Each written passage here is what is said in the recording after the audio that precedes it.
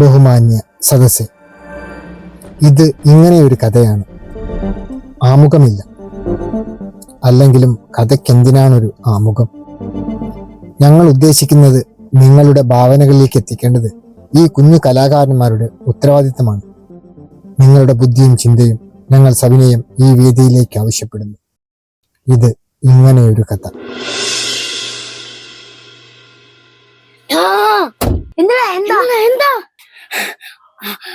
നീ കണ്ടു? നിന്നെ ശരിക്കും കണ്ടോ? നീ എന്ത് പണിയാ കാണിച്ചേ? ഇനിയിപ്പോ എന്താ ചെയ്യാ?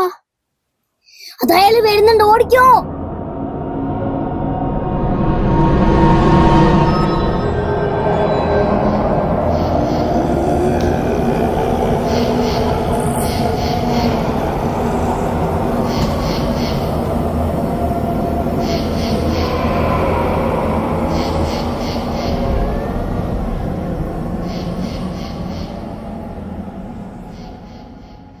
അയ്യോ അയ്യോ അയ്യോ അയ്യോ അയ്യോ, ഓടിയോ. തങ്ങ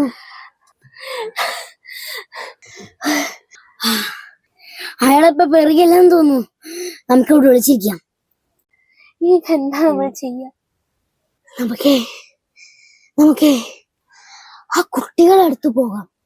അതേ ഇനി രക്ഷയുള്ളൂ. ശരിയാ, അവർ കൂടെ ഉണ്ടെങ്കിൽ നമുക്ക് ഈ പിശാചിനെ പേടിക്കണ്ട. അതെ അതെ, നമുക്ക് എത്രയും പെട്ടെന്ന് അവരുടെ അടുത്ത് എത്തണം. എടാ, നമ്മുടെ മാഷല്ലേ അത്? ഓ, തേടി വള്ളി കാലിൽ ചുറ്റി. മാഷേ ഒച്ച ഉണ്ടാക്കാനടാ, ആ പിശാച് കാണും. നമുക്കേ അങ്ങോട്ട് പോകാം.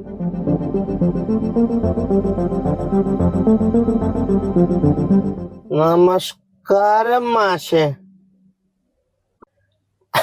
അല്ല, എന്താണ് മാഷെ തിരയണത്? അക്ഷരങ്ങള് വല്ലതും കാണാതെ പോയോ? അക്ഷരങ്ങള് അങ്ങനെയൊന്നും കാണാതെ പോവില്ല മോനെ. എന്നാ പിന്നെ ആ വള്ളിയും കുളത്തൊക്കെ സഞ്ചിയിൽ കുടുങ്ങി കാണും. അതൊന്നും അല്ലടോ, ഞാൻ എൻ്റെ പഴയൊരു ഡയറി തപ്പിയതാ.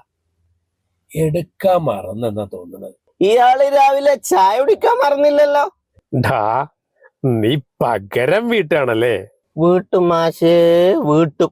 Book മറന്നീന്, pen മറന്നീന്, എന്തോരടിച്ചതങ്ങള്.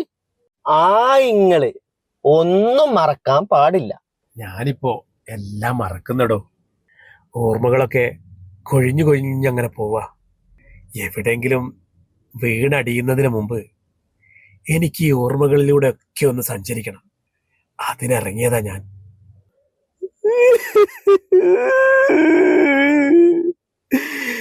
കരയിപ്പിക്കല്ലേ മാഷേ, കരയിപ്പിക്കല്ലേ.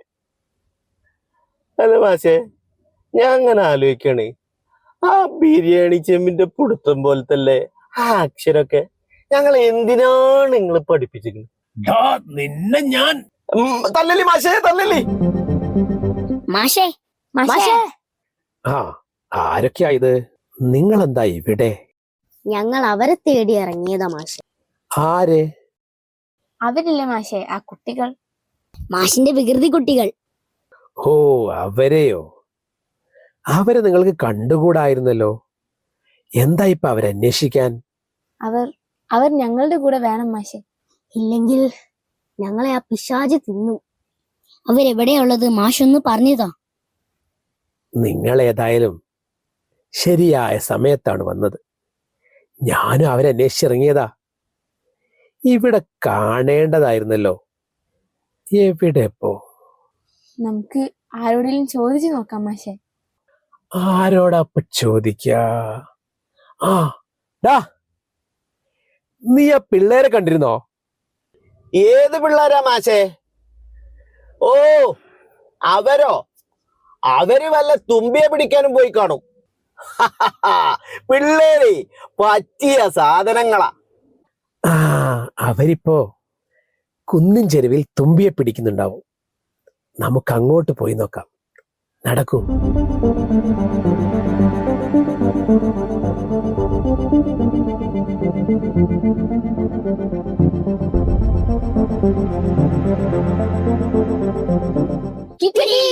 എന്റെ അമ്മോ, ആരാണ് നിങ്ങളൊക്കെ? എന്താ നിങ്ങൾക്ക് വേണ്ടത്? ഞങ്ങൾക്ക് കുട്ടികളെ വേണം. അതിനെനിക്ക് കുട്ടികളായിട്ടില്ല. അയ്യേ, നിന്റെ കുട്ടികളെ അല്ല, നിന്നോടൊപ്പം കളിക്കാൻ വരുന്ന കുട്ടികളെ. എന്നോടൊപ്പം കളിക്കാൻ ഒരു കുട്ടിയും വരാറില്ല. അവരെ വല്ല പാടത്തും പോയി നോക്ക്.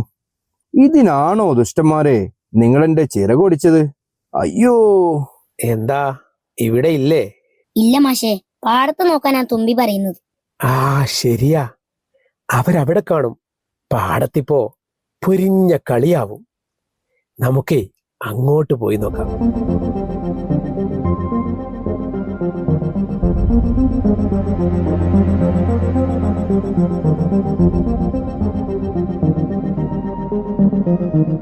ആരാണ്? എന്താണ്? എന്റെ കൈ ഇങ്ങോട്ട് താടോ. ഓ സോറി ഡിയർ, ഞങ്ങളിവിടെ കളിക്കാൻ വരുന്ന കുട്ടികളെ കാണാൻ വന്നതാ. കുട്ടികളോ? ഇവിടെയോ? എന്തിനാ ചിരിക്കുന്നത്? നിങ്ങൾ തമാശയൊന്നും പറഞ്ഞില്ലല്ലോ. ഇത് തന്നെ തമാശ. ഇവിടെ ഒരു കൊറ്റി വരും, പിന്നെ കുറെ കാക്കകളും, രാത്രിയായാൽ കടിപിടി കൂടുന്ന കുറെ പട്ടികളും. അപ്പൊ കുട്ടികൾ? കുട്ടികളില്ല മാഷെ, പട്ടികളേയുള്ളൂ. കുട്ടികൾ ഇനി വല്ല കുളത്തിലും പോയി നോക്കൂ. ആ കുളത്തിൽ പോയി നോക്കാം. കളിയൊക്കെ കഴിഞ്ഞ് വിസ്തരിച്ചൊരു ചാടിക്കുളിയുണ്ട് കുളത്തില്. ആ നടന്നോളൂ നടന്നോളൂ, ഞാൻ അങ്ങ് എത്തിയേക്കാം.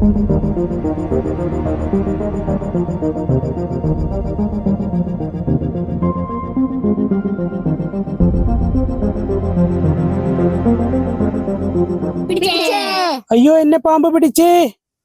പാമ്പല സുഹൃത്തെ, ഞങ്ങളാ നിന്നെ പിടിച്ചത്. നിങ്ങളൊക്കെ ആരാ? എന്തിനാണ് എന്റെ മേലേക്ക് ചാടിയത്? നിങ്ങൾ ഈ കുളത്തിൽ ചാടാൻ വരുന്ന കുട്ടികളെ കാണാൻ വന്നതാ. കുളത്തിൽ ചാടാൻ വരുന്ന കുട്ടികളോ? അതെ. അവരെവിടെ? കുളി കഴിഞ്ഞു പോയോ? ഇവിടെ ഞാനും എന്റെ കൂട്ടുകാരും ഞങ്ങളെ പിടിക്കാൻ വരുന്ന നീർക്കോലി മൂപ്പനും മാത്രമേ ചാടാറുള്ളൂ. ഇനിയിപ്പോ നമ്മൾ എവിടെ അന്വേഷിക്കാനാ അവരെ?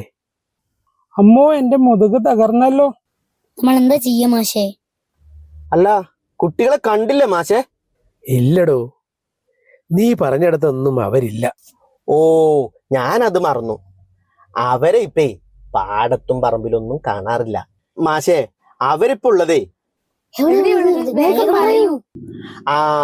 ആ കുനിഷ്ടി പിടിച്ച സ്ഥലത്തിന്റെ പേരെന്താണെന്ന് എനിക്കറിയില്ല. എന്റെ കൂടെ വന്ന ഞാൻ കാണിച്ചു തരാം.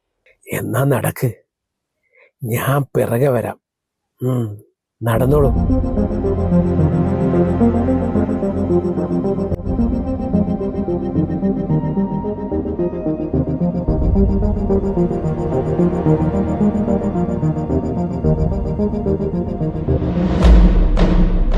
ഇവരെ അല്ലേ നിങ്ങൾ അന്വേഷിക്കുന്നത്? ഹായ് കുട്ടികൾ. എടാ മക്കളെ, ഒന്നും കൂടെ നോക്ക്. എടാ, ഇത് തലയെടുത്ത് നോക്കൂ.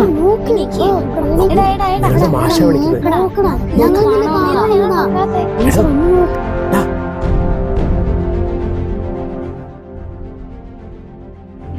ഞങ്ങളെ വിളിച്ചിട്ട് ഇവരെന്താ കേൾക്കാത്തത്? ആ, അതിനൊരു വഴിയുണ്ട്. അതെ, ഞാൻ ചെയ്യുന്ന പോലെ അങ്ങോട്ട് ചെയ്താ മതി.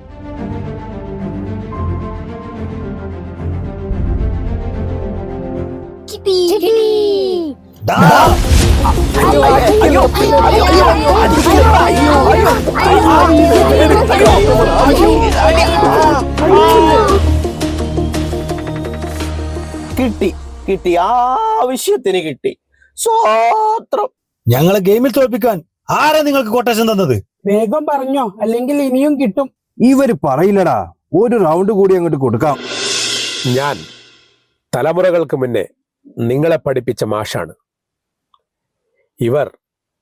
ഇവരൊക്കെ പുസ്തകങ്ങളാണ്. പുസ്തകങ്ങളോ? അതെന്താ? ബുക്സ്. ഓ, ഗ്രാൻഡ് പായുടെ ഫോണിലുള്ള ഫേസ്ബുക്ക് അല്ലേ? No no, it's not like that. പുസ്തകങ്ങൾ, കഥയും കവിതയും നോവലുമൊക്കെയുള്ള പുസ്തകങ്ങൾ. ഇവരെ വായിച്ച് ഇവരിലെ കഥാപാത്രങ്ങളെ കിനാവ് കണ്ട് ജീവിച്ചിരുന്ന കുറേ മനുഷ്യരുണ്ടായിരുന്നു ഭൂമിയിൽ. അവരിൽ ആരെങ്കിലും ബാക്കിയുണ്ടോ എന്ന് അന്വേഷിച്ചിറങ്ങിയതാ ഞങ്ങൾ. ഞങ്ങളോട് ക്ഷമിക്കുക, ഞങ്ങളോട് ക്ഷമിക്കുക. മാഷേ, മാഷേ, മാഷേ, മാഷേ,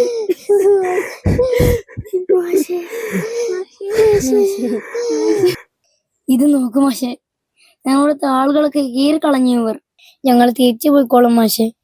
വച്ചതിൽ ഞങ്ങളെ തിന്നോട്ടെ.